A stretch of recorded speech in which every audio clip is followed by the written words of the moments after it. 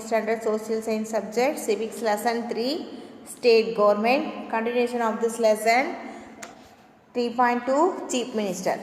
In the scheme of parliamentary system of government provided by the constitutions, the governor is the nominal executive authority and the chief minister is the real executive authority. Okay, chief minister அப்படினா முதலமைச்சர்னு சொல்லுவோம். அரசியல் அமைப்பால அமைக்கப்பட்ட நம்மளுடைய நாடாளுமன்றத்தில் அமைந்த அரசில் வந்து பார்த்தீங்கன்னா ஆளுநர் வந்து ஒரு மாநிலத்துடைய பெயரளவு நிர்வாகி. உண்மையான நிர்வாகி யாருன்னு கேட்டோம்னா சீஃப் மினிஸ்டர் தான். ஓகேவா?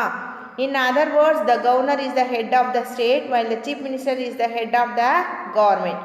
அதாவது மாநிலத்துடைய தலைவர் அப்படின்னு சொன்னால் கவர்னர், அரசாங்கத்துடைய தலைவர் யாருன்னு கேட்டோம்னா முதலமைச்சர் அப்படின்னு சொல்லி நாம் சொல்லுவோம். ஓகேவா? The appointment of the chief minister. The chief minister is appointed by the governor of the state.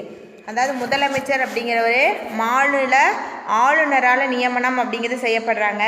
The term of the chief minister is not fixed. அதாவது முதலமைச்சருடைய பதவி காலம் அப்படிங்கிறது நம்ம வந்து ஒரு குறிப்பிட்ட காலம்னு சொல்லி முடிவு பண்ண முடியாது, நிர்ணயிக்காத ஒன்று. He may remain as the chief minister as long as he enjoys the support of the majority of the members of the legislative assembly.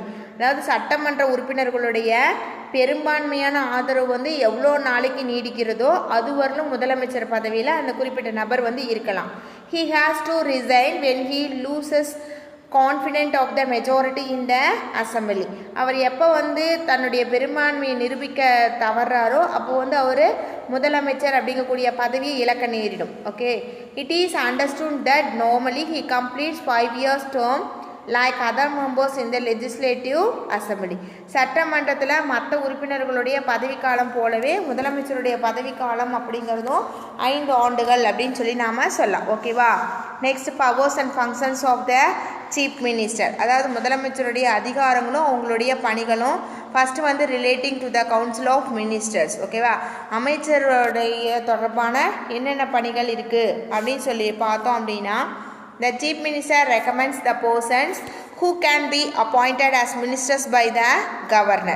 முதலமைச்சருடைய பரிந்துரையின் பேரில் ஆளுநர் வந்து யாரை நியமிக்கிறார்னா அமைச்சர்களை நியமிக்கிறாங்க. he allocates the portfolios among the ministers. அதே மாதிரி அமைச்சர்களுக்கு வந்து ஒவ்வொரு துறை ஒதுக்கீடு அப்படிங்கிறது முதலமைச்சர் என்ன சொல்கிறாரோ அதுதான். சரியா? போக்குவரத்து துறை, ஜவுளித்துறை, பால்வளத்துறை, மீன்துறை, கால்நடைத்துறை அப்படின்னு சொல்கிறாங்க இல்லையா? அந்த மாதிரி அலோகேட் பண்ணுறது முதலமைச்சரோட செயல். He shuffles and reshuffling his ministries. அமைச்சரவையை வந்து மாற்றி அமைக்கிறார். அதாவது ஒரு 6 மாதம் வந்து மீன்வளத்துறை அமைச்சராக இருக்கிறவர் வந்து திடீர்னு போக்குவரத்து அமைச்சராக மாற்றலாம். போக்குவரத்து துறை அமைச்சரை வந்து மின்சாரத்துறை அந்த மாதிரி மாற்றுறாங்க இல்லையா? அது செய்யறதுக்கும் முதலமைச்சருக்கு வந்து அதிகாரம் அப்படிங்கிறது உண்டு. ஓகேவா? He presides over the meeting of the council of ministers and influences his decisions.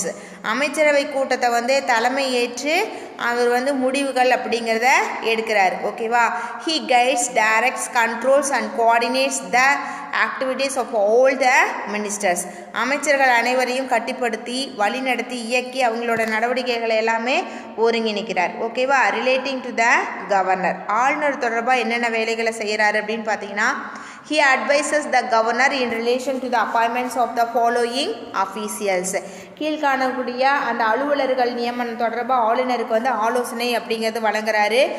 Advocate general of the state, மாநில வழக்குரைஞர் நியமிக்க. ஸ்டேட் எலெக்ஷன் கமிஷனர், மாநில தேர்தல் ஆணையர்.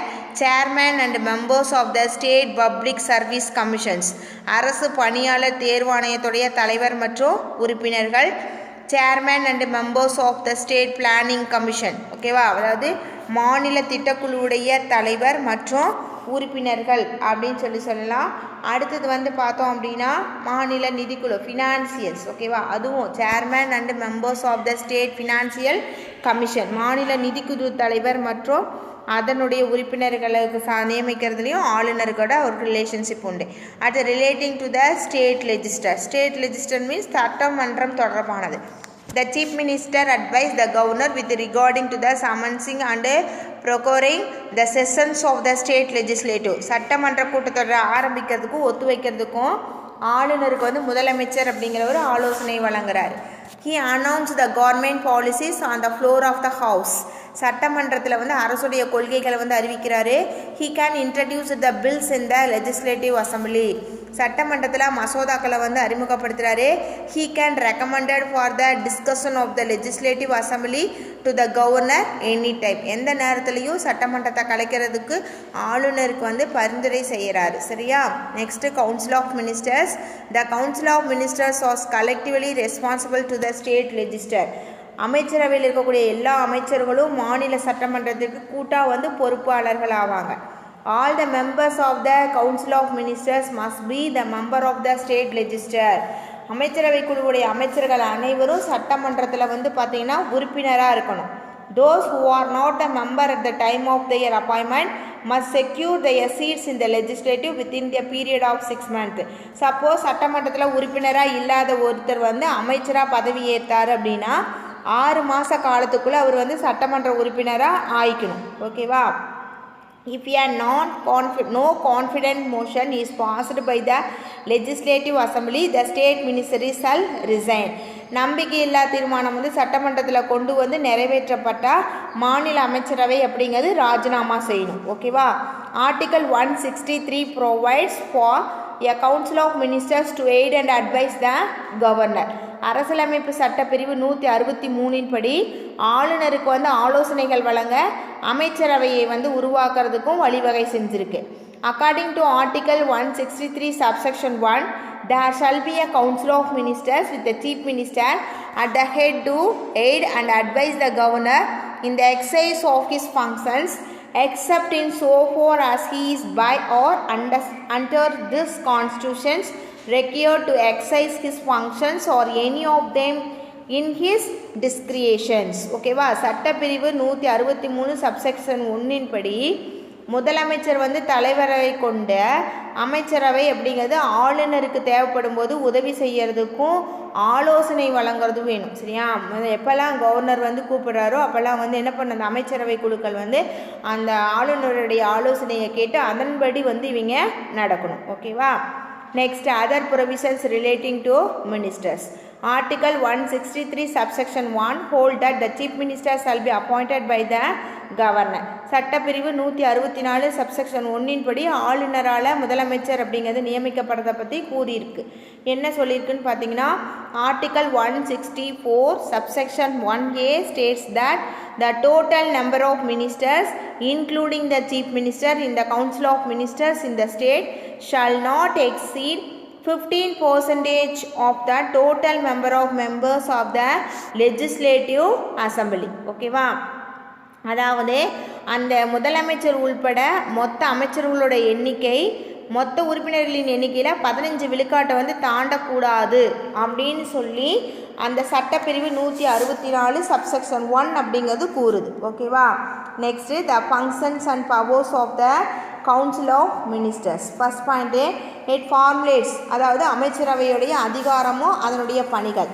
It formulates and decides the policies of the state and implements them effectively. மாநில அரசுக்கான கொள்கைகளை உருவாக்கி அவற்றை வந்து திறம்பட நடைமுறைப்படுத்துது அப்படின்னு சொல்லலாம். ஓகேவா? ரெண்டாவது point, it decides the legislative programmes of the legislative assembly and sponsors all important bills. சட்டமன்ற நிகழ்ச்சிகளை முடிவு செஞ்சு அனைத்து முக்கியமான மசோதாக்களுக்கும் ஆதரவளிக்குது. It controls the financial policy and decides the tax structure for the public welfare of the state. நிதி கொள்கையை கட்டுப்படுத்துறதோட மாநில பொது நலனுக்கான வரி கொள்கையும் முடிவு செய்யுது. It makes the important appointments of the head of the departments. முக்கியமான துறை தலைவர்களுடைய நியமனம் இவங்களால் நடக்குது. It discuss and takes efforts on the dispute with other states. மற்ற மாநிலங்களுடைய பேச்சுவார்த்தை நடத்தி பிரச்சனைகளை தீர்க்கிறதுக்கு முயற்சிகள் அப்படிங்கிறது மேற்கொள்ளப்படுது. It frames the proposal for incurring expenditure out of the state's reserves. மற்ற மாநிலத்துக்கான செலவுகளை வந்து சமாளிக்கிறதுக்கு திட்ட அறிக்கை அப்படிங்கிற ஒன்றை உருவாக்குது. It decides all the bills, whether ordinary bill or money bill, to be introduced in the legislative assembly. ஒரு மசோதா வந்து சட்டமன்றத்தில் அறிமுகப்படுத்தும் போது அது சாதாரண மசோதாவா அல்லது நிதி மசோதாவா அப்படின்னு சொல்லி தீர்மானம் அப்படிங்கிறத செய்யுது. ஓகேவா? Sir.